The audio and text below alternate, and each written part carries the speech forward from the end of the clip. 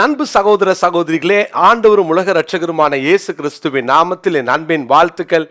2025 ஆண்டின் லெந்து காலத்தினுடைய வேத வினா போட்டியினுடைய முடிவை அறிவிப்பதில் நான் மிகுந்த மகிழ்ச்சி அடைகிறேன். உங்களிலே அநேகர் மிகுந்த ஆவலோடு கூட ஒவ்வொரு நாளும் அலுவலகத்தை தொடர்பு கொண்டு நீங்கள் கேட்டுகிட்டே இருந்தீங்க. உண்மையில் உங்கள் ஒவ்வொருவருடைய அந்த ஆன்சர்ஸுக்காக நான் கர்த்தரை துதிக்கிறேன். நிறைய பேர் வேலை செஞ்சுக்கிட்டே உங்களுடைய பணி நேரங்களிலே எவ்வளவு ஆர்வமாய் நீங்கள் இதில் கலந்து கொண்டீங்க. அதை நினைத்து நான் ஆண்டவரை ஸ்தோத்தரிக்கிறேன். இதில் கலந்து கொண்ட இந்த 40 நாட்களும் கலந்து கொண்ட உங்கள் எல்லாருக்கும் என்னுடைய மனமார்ந்த நன்றிகளையும் வாழ்த்துக்களையும் நான் தெரியப்படுத்துகிறேன். பிரியமானவர்களே, வேதத்தின் ரகசியங்களை அறிவதோடு கூட அதை படித்து தெரிந்து இவ்வளவு அருமையாய் நீங்கள் எல்லாரும் இந்த வேத வினா போட்டியில் கலந்து கொண்டது, உற்சாகமாய் கலந்து கொண்டது எங்களை அதிக உற்சாகப்படுத்தி கொண்டே இருக்கிறது. நம்முடைய ஊழியத்தின் மூலமாய் ஜனங்கள் வசனத்தில் கட்டப்பட வேண்டும் என்பதுதான் நம்முடைய ஊழியத்தின் தரிசனம். எனவே கர்த்தர் தொடர்ந்து உங்களையும் உங்கள் குடும்பத்தையும் வேதத்தின்படி நடக்கிற உத்தம மார்க்கத்தாராகிய உங்களை கர்த்தர் ஆசீர்வதிப்பாராக. அருமையான கர்த்தருடைய பிள்ளைகளே, இந்த நாளிலே நான் முதல் 3 பரிசுகளை மாத்திரம் அறிவிக்கின்றேன். 3வது பரிசை, அதாவது 2000 ரூபாய் பெறுகிறவர் அருமையான சகோதரர் ஸ்வர்ணகுமார், ஹோசூரை சார்ந்த சகோதரர் ஸ்வர்ணகுமார் அவர்கள் 3வது பரிசை பெறுகிறார்கள். 2வது பரிசை சகோதரி சிந்தியா, சென்னையை சார்ந்த சகோதரி சிந்தியா அவர்கள் 2வது பரிசை 3000 ரூபாய் பெறுகிறார்கள். முதல் பரிசாக ரூபாய் 5000 கிருஷ்ணகிரி மாவட்டம் ஹோசூரை சார்ந்த சகோதரி ஷீபா அவர்கள் பெறுகிறார்கள். இவங்க எல்லாருமே பார்த்தீங்கன்னா 0.1% அதில் தான் ஒரு அந்த வித்தியாசத்தில் தான் ஃபஸ்ட்டு, செகண்ட், தேர்டு நாங்கள் போட்டிருக்கோம். வேறு வழி இல்லை, அப்படி போட வேண்டும். இதில் காலையில் வேகமாய் அனுப்புகிறவங்க, ஸோ அதையும் நாங்கள் கால்குலேட் பண்ணுறோம். ஃபஸ்ட்டு அனுப்புகிறவங்க, சரியான விடைகளை அனுப்புகிறவங்க அப்படின்னு சொல்லி பார்த்துருக்குறோம். இந்த 40 நாளும் ஒரு நாள் கூட விடாமல் கலந்து கொண்ட அத்துணை பேருக்கும் நாங்கள் ஒரு பரிசை கொடுக்க நாங்கள் ஆசைப்படுகிறோம். கண்டிப்பாக எல்லாருக்கும் அந்த ப்ரைஸ் உண்டு. அதோடு கூட இந்த முதல் 3 பரிசை பெறுகிறவர்களையும் நாங்கள் வாழ்த்தி அவர்களுக்கும் வரும் நாட்களிலே பரிசுகளை நாங்கள் அனுப்பி வைப்போம். கர்த்தர் அவர்களை ஆசீர்வதிப்பார். தொடர்ந்து கலந்து கொள்ளுங்கள். ஒருவேளை ஒரு சில நாட்கள் நான் எழுதலை, அல்லது முதல்ல நான் எழுத ஆரம்பித்தேன் அதுக்கப்புறம் என்னால் எழுத முடியல அப்படின்னு சொன்னால் கூட நீங்கள் வரும் நாட்களில் தயவு செய்து சோர்ந்து போகாமல் தொடர்ந்து எழுதுங்க. நம்ம வேதத்தை தொடர்ந்து படிப்போம். கர்த்தர் பெரிய காரியங்களை செய்வாராக. God bless you. என் அன்பு சகோதர சகோதரிகளே, இயேசு கிறிஸ்துவின் நாமத்தில் என் அன்பின் வாழ்த்துக்கள். இன்றைய முத்து எனும் இந்த சிறிய தியானத்தின் மூலமாக மீண்டும் உங்களை சந்திப்பதில் நான் மிகுந்த மகிழ்ச்சி அடைகிறேன். ஏசாயா 63 அதிகாரம் 10 அவர்களோ கலகம் பண்ணி அவருடைய பரிசுத்த ஆவியை விசனப்படுத்தினார்கள். அதனால் அவர் அவர்களுக்கு சத்ருவாய் மாறி அவரே அவர்களுக்கு விரோதமாய் யுத்தம் பண்ணினார். ஆண்டவர் அவர்களுக்கு சத்ருவாக மாறினார். தேவனுக்கு விரோதமாய் ஒரு மனிதன் அங்கே வாழும்போது, நடக்கும் பொழுது தேவன் அவனுக்கு சத்ருவாக மாறிவிடுகிறார்.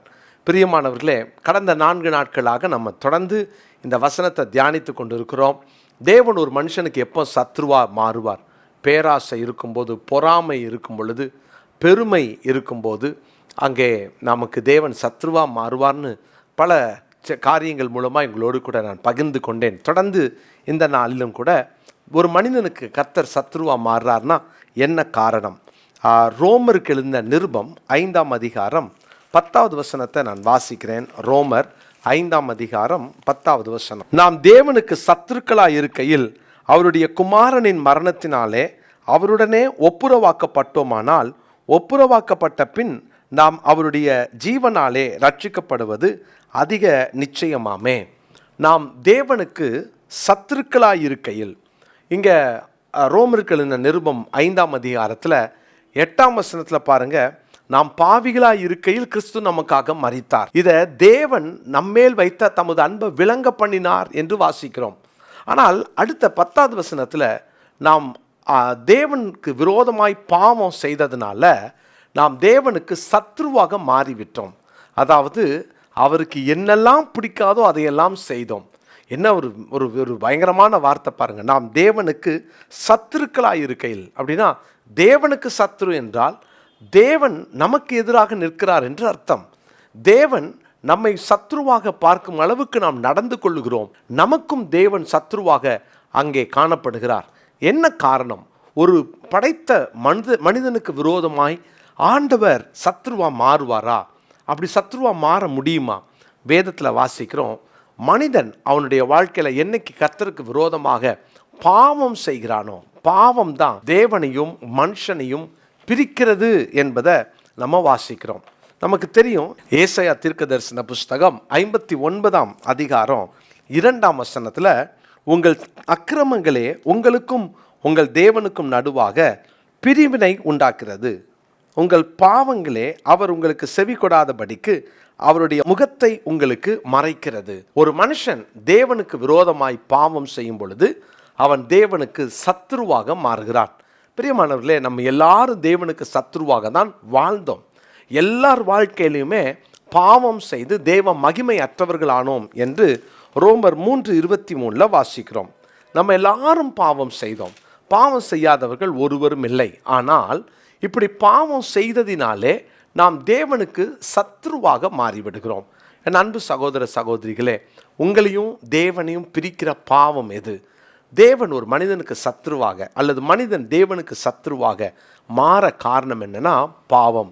அப்போ அந்த பாவத்தினுடைய விளைவு எவ்வளோ மோசமானது பாருங்க. பாவம் மனிதனையும் தேவனையும் பிரிக்கும் அப்படின்னா அது எவ்வளோ ஒரு கொடூரமான விஷயம் இல்லையா? இதை கேட்டுக்கிட்டு இருக்கிற என் அன்பு சகோதரனே சகோதரியே, உங்கள் வாழ்க்கையில் பாவத்தோடு நீங்கள் இன்னும் தொடர்ந்து கொண்டிருப்பீங்கன்னா, பாவத்தோடு நீங்கள் விளையாடி கொண்டிருப்பீங்கன்னா, பாவத்தை உங்கள் வாழ்க்கையில் ஒரு அங்கமாக மாற்றி இருப்பீங்கன்னா, தேவன் எப்படி உங்களுக்கு சிநேகிதராக மாறுவார்? இன்னைக்கு பாவத்தை அறிக்கை பண்ணி பாவத்தை தேவ சமூகத்தில் ஒப்புக்கொள்ளுங்க. பாவத்துக்காக மனஸ்தாபப்படுங்க. நான் இந்த பாவத்தை செய்ய மாட்டேன்னு நல்ல முடிவெடுங்க. எபேசியர் 2ஆம் அதிகாரத்தின் 1 வசனத்தில் நம்ம வாசிக்கிறோம், அக்கிரமங்களினாலும் பாவங்களினாலும் மரித்தவர்களாய் இருந்த உங்களை உயிர்ப்பித்தார். ஆண்டவர் பாருங்க, நம்ம அக்கிரமத்தில் செத்து கிடந்தோம், ஆண்டவர் நம்மளை உயிர்ப்பித்தார். பாவங்களில் செத்து கிடந்தோம் அப்படின்னா தேவன் நம்மை உயிர்ப்பிக்கணும்னா அவர் மறுபடியும் அந்த அக்கிரமத்திலிருந்து பாவத்திலிருந்து நம்மளை ஆண்டவர் உயிரோடு எழுப்பினார். செத்து கிடந்த நம்மளை திரும்ப உயிர்ப்பித்தார். தேவனுடைய மரணம், நம்முடைய ஆண்டவராகிய இயேசு கிறிஸ்துவனுடைய மரணம் தேவனுக்கு சத்ருவாய் இருந்த நம்மளை திரும்ப உயிர்ப்பித்தது, திரும்ப சிநேகிதராய் மாற்றியது.